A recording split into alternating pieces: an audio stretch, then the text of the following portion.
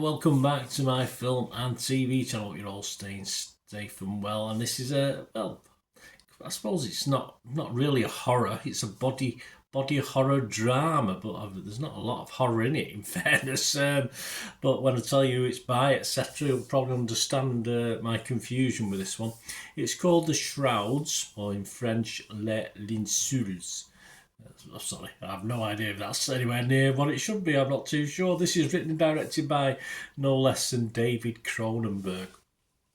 And it stars Diane Kruger, Vincent Cassel, Kruger, Guy Pearce and Sandrine Holt. It's this Cronenberg, it's got to me. I think all his films get to me. I've reviewed a few over the years on this site. Interesting to say the least. It's a co-production between Canada and France, and it was released theatrically in France by Pyramid Distribution on April the 30th. So check your series, because I haven't got a clue when the US release was, etc. UK, but yeah, I'm reviewing this on the 12th of June 2025, so all scores and comments was at that date.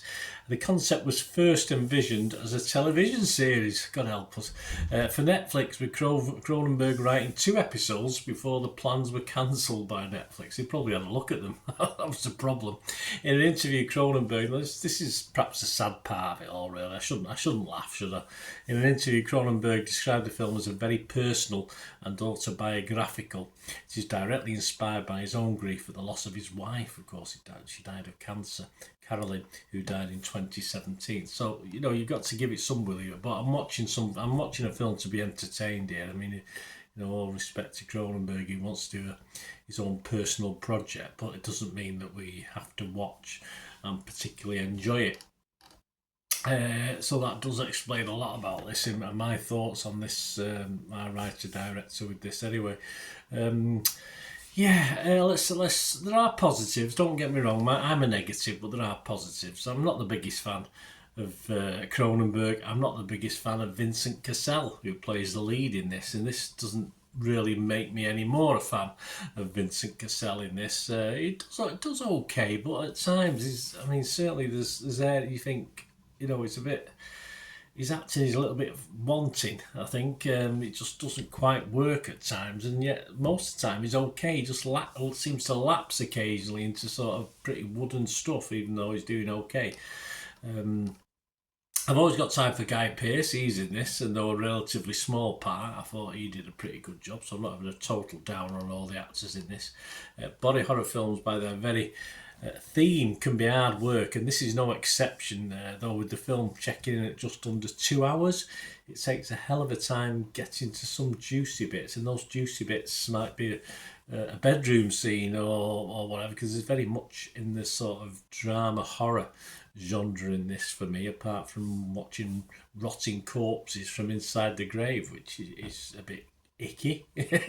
But as far as watching it and being scary and unsettling you, it doesn't really do that. It doesn't do it. It's a couple of moments. You're bound to get a couple of moments in any film. The critics, as you'd expect, are more pro this than the public. And it never really surprises me with the name Cronenberg that the critics, it's very rarely has been a Cronenberg film that hasn't been highly rated by certain critics, and the words art and stuff are used, which is what it is. Robert Abelli from the LA Times scored it 90. He said, if this ends up being Cronenberg's last, he'll have gone out with a worldly, weighty epitaph. Yeah, a lot of love. Words like masterpiece, self-assured, accomplished have been used for this film, and even when a review is quite harsh and critical, it's still, the score is always still relatively high. You can read a review and think, oh, he didn't like it, and then he gives it 70 or something like that. So it's perhaps a Cronenberg effect. I'm not too sure, but of course all the credit is probably built up over the years, not with me, but with other people. As I say, my love of Cronenberg over the years is far more missed than hit by a long, long way. And again, the arty style, it's more important in this than the film. It just drags, it bores me rather than shocks, and that's a sort of pattern that I get when I watch Cronenberg's films. James Mottram from Total Film said, as ever, Cronenberg leaves you with much to chew on, but dramatically, the Shrouds feels rather inert, as if it can't get out of second gear. And I think it kept stalling for me. I just don't think it got anywhere. It's always promised, as I say, it was well put together, good to look at. Apart from dead bodies rotting, but there you go. Patrice Witherspoon, though, from Screen Rant, has a point, I suppose, and gave it 75 out of 100. Said an obvious inspiration pulled from experiencing losing his wife, Carolyn, to cancer. Cronenberg delivers a subdued horror film on grief, which feels unlike any of his previous works. Well, most of his previous works I didn't like, and I didn't like this, so it probably is like his previous works as far as I'm concerned. But as I said, as long as he's happy, it doesn't mean the rest of us have to be, does it? It's just use it as a, he could have done it himself, and I don't know, probably rich, and just kept it for his own personal use. But he wants to share it, which is all right. But some certain Cronenberg fans will enjoy it or be entertained, and I want to be entertained, and he certainly does it, and this didn't entertain me. I think there is something that appeals to many. There's something that appeals in these films as far as a basic storyline. Now, I like the basic idea of this, but unfortunately, it never translates for me, Cronenberg, into a film I enjoy watching or find entertaining, and that's the problem, because there's certainly an interesting way of doing things with Cronenberg, but it never appeals to me. And as ever, you get a totally shit ending with this. It's a horrible ending. Crapping, frustrating is a word I'd use about this film, and probably Cronenberg's films in the past himself. As I say, I could probably count on one hand the films I've actually enjoyed of this gentleman's over time that he's had his involvement. Sadly, I've started a bit the same with his daughter as well, when she's been doing stuff. There you go. So that's right. Let's have a look at some of the scores. As I say, the critics are very kind. Rotten Tomatoes, 75% of the critics are happy, 136, of which 101 are positive, fresh, and just 35 rotten. So a big chunk of rotten, though. I mean, certainly not alone in not liking it.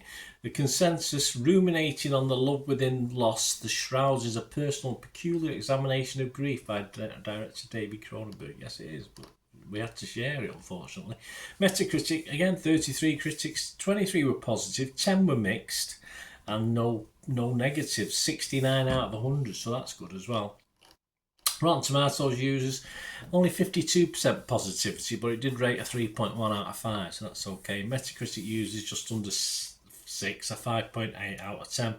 And Internet Movie Database, spot on 6, which is a score I like to see. It means it's probably watchable, but watchable only if you're a Cronenberg fan, I think, in fairness.